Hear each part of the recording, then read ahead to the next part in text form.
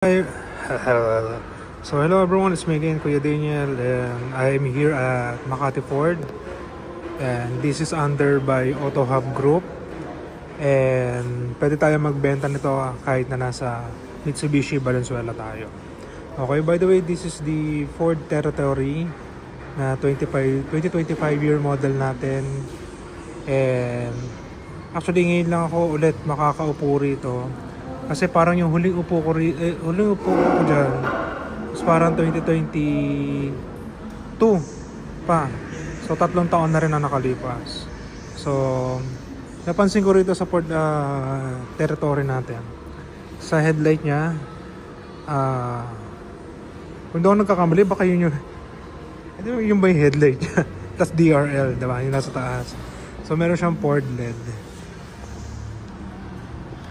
So meron din siyang camera sa harap for eye sensor, para in case na maliit yung nagdadrive, hindi siya hirap. Okay. So by the way, Goodyear, ang sukat ng ating rim is 285/50R19. Laki. So equipped na rin siya ng 360 camera, smart entry, blind spot detection. Yan. Ganda ng ano niya, ng stitches ng and design ng puan. And meron din siyang moonroof panoramic sunroof. Okay. So ibang-iba siya sa naupuan natin. Tingnan mo naman yung lid niyo. O mamaya upuan natin yun.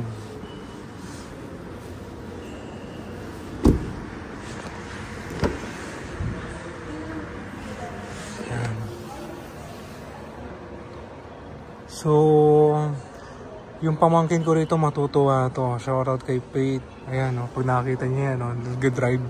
Malamang baka hindi na umupo yan. So, pag nanalo tayo ng loto, bibili tayo nito. Okay?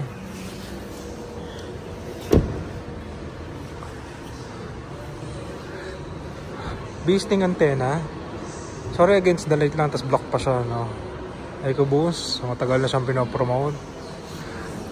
Low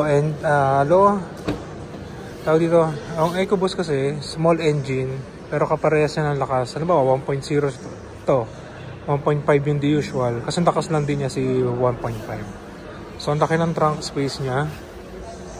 Reserva natin, space saver ang tawag dyan.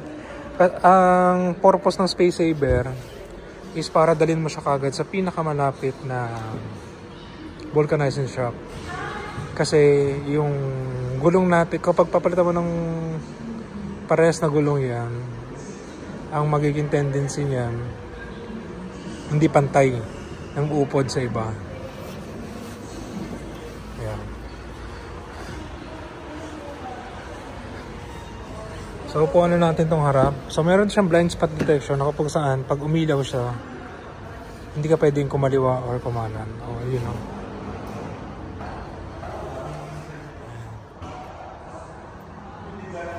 So again, hindi tayo pwede magpa-under dito unless magkaroon tayo ng test drive. Okay. So meron siyang controls dito para sa tip door niya. Ayan. Ayusin lang natin to. Ayan. If I'm not mistaken, 6 airbags ba ito? Sa gilid, harap. Ayan. So parang ka nasa spaceship dito. Sa laki ng screen niya. So pag nabasag to, buo yan. 100,000 yan. Okay. So very simple lang yung design ng kanyang manibela. Cruise control, lane keeping assist. Sorry hindi ko alam to kung ano to. Baka sa mga tearing control to. Correct me if I'm wrong na lang ha. So, message, voice command. So support kasi ako natuto ng unang mga ganyan-ganyan na features niya. And meron rin siyang what do you call this?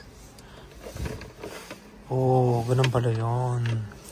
Wireless charging para sa mga iPhone natin. And hindi na siya cambio, kundi rotator na siya. Okay. Electronic parking. Ooh. Automatic park. Ito, electronic parking, automatic parking. Ito, patay. Hindi natin alam to. Ito is parking sensor off, on. Volume natin para sa radio or what. Pinatutugtog natin. Cup holder. Cup holder siya. Ganyan mo lang. Oh, laki ng space. Patay tayo dyan. Ayoko ng ganyan.